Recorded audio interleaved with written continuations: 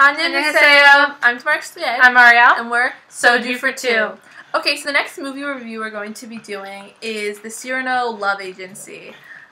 So this one has a pretty big cast, but we're just going to mention the top four. So we have Tae-won plays Byung-hun, Lee Min-jung plays Hae-jung, Daniel Cho plays Sang-yong, and Park Shin-hye plays Min-young. Okay, so this is one with the characters. Now, we really came to this for Daniel Cho and for Park Shin-hye. And those were the main reasons that kind of pulled us into this. But I think that this one, the extended cast did a great job. It's great. The other female lead, and the other male lead, I think they really brought to the story a lot of drama. Definitely interesting character choices, I thought, because I thought Park Shin-hye would have a different role in this, and she really kind of showed that she could be a little more mature. Yes, and the great thing, the female lead was actually from Boys Over Flowers. Mm-hmm. She played Lee Min-ho's betrothed fiance, whatever, and we really liked her in this role. I thought she was really good. And of course, Daniel Cho, we've seen him in the musical, which we did not like so much, but we still liked him. And Babyface Beauty. So we really liked Daniel Cho a lot. So definitely chemistry between these actors we thought was great. Yeah, and I thought it was interesting here. It's like what's sort of going on, and sort of what I think was a really unique storyline was that their agency sort of setting up love, like, sort of making the perfect situation so that your life is like a drama almost, that, says the perfect thing, it's raining, it's perfect, and that's sort of what's happening, and people come and pay them to do this.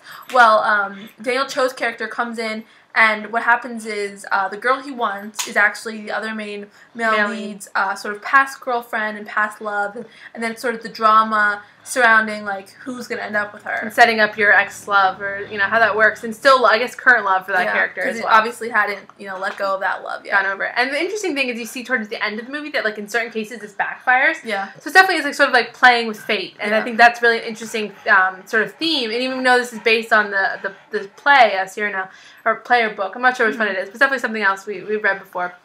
And I think that this storyline was just really original. It was a really good movie. Mistaken identity, the whole thing is mistaken identity. I mean, it's sort of like weird because like you're putting on this face of like that's not really you just to get the person. Yeah. And I think that's sort of interesting. And then obviously the misunderstanding of setting up your past love and still loving them, and very interesting.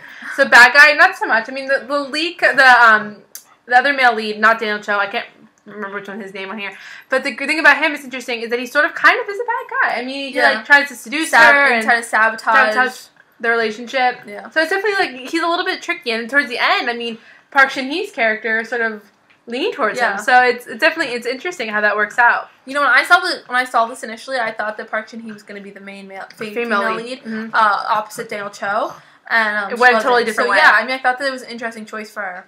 Okay, so piggyback ride. Not so much. Kisses. There's only really one kiss at the end, and that's a pretty good kiss. I mean, I mean, it's not great. I feel like we saw Daniel Cho kiss better in the musical, even though it's the musical. Even though the musical is not our favorite drama. Fashion.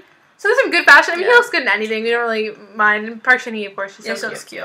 And actually, her hair is getting long, so. Yes, because we didn't mention, but she was in You're Beautiful and Heartstrings, so. And yeah, we really liked her in both of those, and in those her hair is sort of shorter as well. This is very cute. Music, not so much remembering. I mean, only the one spot where he plays the song in the cafe. Oh, yeah. This really beautiful cello song. Yeah, that's the only thing I could think of really with that, but not the major part of it. Yeah, I think just the storyline of this one was so interesting. Yeah. And the actors were really good. Yeah, I thought this was a new storyline. So to rate it, I'm going to give this a 7.5. Okay. I mean, I liked it a lot. We just talked about Always, and I think that for me, that's like an epic, epically good movie. Yeah. So, for me, like, this is something interesting story. I kind of like the dynamic, and maybe I'd watch it again, but not like definite watch again. For me, I'd give it an 8. I think the trailer was really, it was great, and I really liked the trailer, and I think this was really sort of held up to the trailer, even though the plotline was different than I thought it was going to be. Yeah. And the actors were great, so I love all of these actors. So I'll give it an 8. All right. Thanks, guys.